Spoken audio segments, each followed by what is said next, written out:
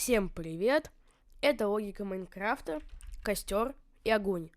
Небольшая реклама. Те, кто любит Майнкрафт и Бравл Старс тематики, можете переходить на канал Саша Про.